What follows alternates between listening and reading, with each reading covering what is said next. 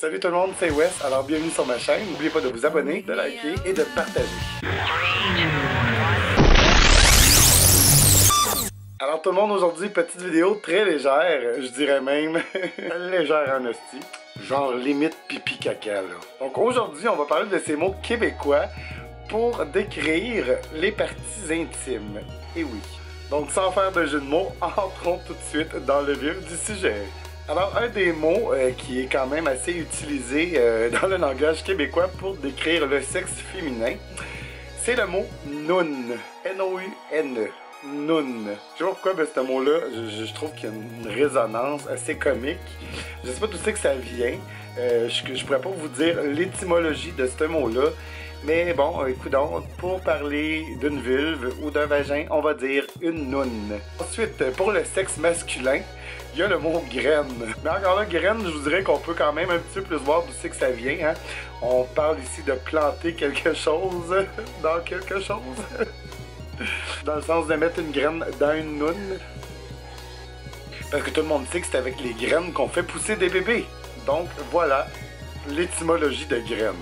Ok, c'est crissement pas scientifique, là, mais bon. Il y a un autre mot pour décrire l'attribut masculin que j'aime particulièrement et qui me fait toujours un peu sourire, et c'est le splendide mot didine. Ouais. Mais ça, le mot didine, je vous dirais qu'on va utiliser ça surtout pour des enfants. J'ai rarement entendu quelqu'un dire « Ah ouais, je te mangerai la didine ». Non, on va plutôt dire ça à un enfant qui prend son bain, là. Oublie pas de laver ta didine. C'est vraiment laid comme mot. Un mot que j'ai déjà entendu, puis celui-là vient de ma chum Christine. Salut Christine en passant. Et c'est le mot snooch. Et snooch, si vous l'avez pas deviné, évidemment, c'est pour décrire l'attribut féminin, le vagin, donc la snooch. Je sais pas pour vous autres, mais il me semble que quand j'entends le mot snooch, là, j'imagine de quoi de bien gluant, puis de bien de... Il y a également le mot Claire, et c'était le personnage de José Godet quand il faisait clairvoyante. Comme vous le savez, clairvoyante était cul de jatte. Et puis à un moment donné, il y avait un sketch dans lequel clairvoyante, qui est cul de jatte, c'était érafler la plaie en se promenant dans le Vieux-Montréal. Parce que comme on sait, dans le Vieux-Montréal, c'est juste du pavé. So picture this. Il y a un mot que j'ai vu aujourd'hui dans un fil de discussion sur Facebook, dans un groupe YouTube auquel j'appartiens. Et puis c'est le mot ploune. Sérieux, je sais vraiment pas pourquoi, mais... Oui, je l'assume, ok, je suis très humour pipi caca, ces mots-là, ça me fait rire, c'est con, je le sais, mais je m'assume. Mais ploune, je vous le dis, quand j'ai lu ce mot-là, ça m'a tué, carrément. Là, j'ai comme imaginé la scène. Imaginez la fille qui est à l'hôpital, puis là, t'as l'infirmière qui arrive. Ok, madame, faites pas le saut. Je vais insérer mes doigts dans votre ploune pour voir votre dilatation. Et un peu plus tard dans la journée... Ah mon Dieu, madame, votre bébé est sorti. Il vous a déchiré la ploune. Sérieux, là, ça m'a juste dead. Et il y a aussi les mots que ma mère utilisait quand on était petit. Il y avait évidemment pour moi et mon frère la petite pipe. Lave ta petite pipe, hein, quand on prenait notre bain puis qu'on était tout jeune et puis qu'elle nous expliquait comment faire. Eh bien, elle utilisait le mot petite pipe. Lave ta petite pipe. Et pour ma sœur, eh bien, ce qu'elle disait, c'était lave ta petite étoile.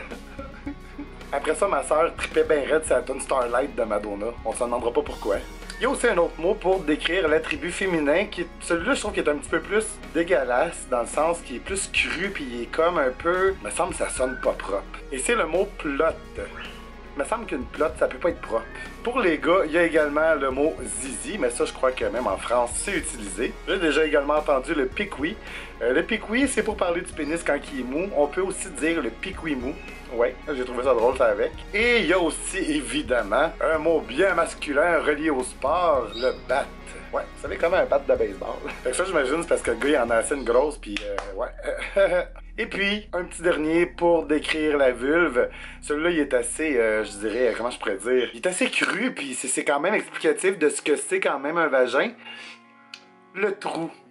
Ouais, le trou.